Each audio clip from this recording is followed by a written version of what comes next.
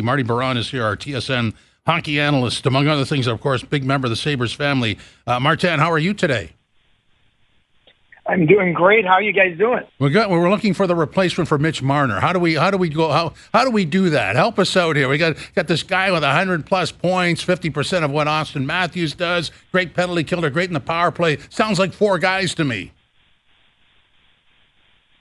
Yeah, it sounds like four guys to me as well. Now, if I would be looking for a Mitch Marner replacement right now, it won't happen. You have to think that this will be an in-season addition, and more likely, more like February, going into the trade deadline, you're going to say, okay, where can we find somebody that's going to come in and give us what Mitch Marner was giving us earlier? And plus, you have to identify within your team and your forward group, where's Matthew Nyes at? And how is Austin Matthews? Is Matthews able to continue to perform and produce without Marner? Where is John Tavares? Last year, 38 goals. Where is it going to be this year? So I think there's a lot of big question marks, but you're not replacing Mitch right now, and you shouldn't have to do that right now either. I think Toronto is a really good team. They're a team that's going to make the playoffs. So wait a little bit, buy some time, accrue some salary cap space, and then make a move later in the season.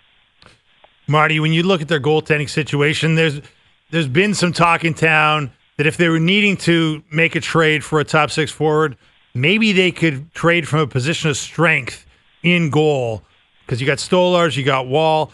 If you wanted to run with one and not the other, trade the other, you could do that. Now, I'm not a big fan of it. How would you feel about moving on from one of those guys, selling high on one of those guys, and relying on your organizational depth to carry you beyond that?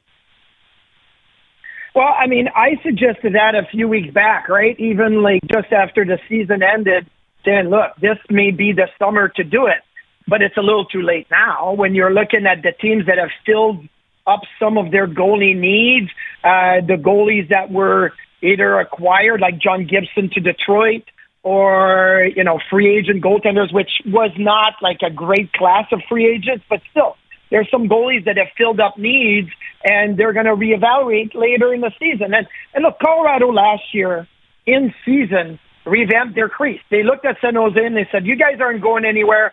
How about Mackenzie Blackwood? They looked at Nashville. You guys aren't going anywhere. How about your backup, right? Scott Wedgwood. And they just changed their whole crease. Now, Toronto could look in November and December and say, which team is really struggling in their crease situation, and which guy do we feel we can part ways with? And I think we lost him. Oh, well, we'll get him back. Marty Baron, he was going down an interesting road there, and you suggested that sort of as you launch into the season, just because of the weird marketplace. There's a lot of people that need goalies. Yeah. There's a lot of people that need players, but the supply is down. The supply of proven guys that you can actually rely on. I mean, I was going to ask him in a follow-up about Edmonton. Do you really believe? I know they've been to the Cup final twice in a row, and that's impressive in a certain way, but they've also had moments in those Cup finals where they've been let down by goaltending. Well, did you go back with Skinner again? Okay, let's bring Marty's back in. So, Marty, just pick up where you were. We're talking about maybe the goaltending thing is something you look at as the season launches. Yeah, so, I mean, I think you'd have to look, and right now you're not dealing with from a position of strength. Teams have filled up their needs. But in late October, November, by December, you may be looking around and saying, okay, first of all, I mentioned Wall because I think Stolarz is the better of the two goalies right now. But you have to see, where is Anthony Stolarz health-wise? He was banged up last year. He didn't finish the season in the playoffs. He was backing up the last game. But you have to evaluate everything and see if there's a possibility. But I do believe that in November, maybe early December, you may gain that position of strength again when there's teams that are going to say, oh, we really need a goaltender.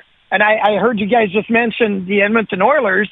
I mean, maybe it is the Oilers saying, we can't continue with Skinner and Pickard. We have to go get somebody. And at that moment, maybe the phone is going to ring with the Leafs, and they're going to need to look to one of their I believe we lost him again. Wow. That doesn't happen often. But nonetheless, he was making a good point. You buy some time because they have it. And then all of a sudden somebody gets a little more desperate and maybe the price the price will go up. Yeah, it's a dicey one for me. Like I've batted this one around a handful of times about whether you could trade one of I just be Wall afraid or to because they Stolarz. took so long to get there. It took a long time to get there, Jim. You're right. And they've both had, a really well-documented history of pretty regular injuries. Like these guys have not had really long runs of healthy play, right? Like, Well, I think that anybody with any kind of doubt would suggest to you the moment you trade one, in the next game, the guy that you kept gets injured. Exactly. Wouldn't that be? That would make total sense. I mean, we've seen that. Yeah. It would be concerning, right? And, what a break for Dennis Hill to be. Yeah, it would be exactly. But it's and they got Akimov and Hill to be. They got some guys they seem to believe will possibly become NHL goaltenders, but that possibly is a big word. And you've got two guys here that are proven, right? Like Wall and Stolarz have shown you at their best they can be elite to near elite guys, right? As long as they can stay healthy. Now, we don't know what kind of workload either one can take because we just saw last year where they both had unprecedented types of workloads. And what do you know? Stolarz got hurt. Yeah, you could blame Sam Bennett for that. I mean, I would. but he also had, he's had other nicks and cuts throughout the years, as has Joseph Wall. So it's tough. I mean, right now, to have those guys under contract for $6 million for the pair for the year. Pretty good. It's a great deal. Now, Stolarz is going to get more expensive because his deal's up at the end of next year. They're going to have to extend him.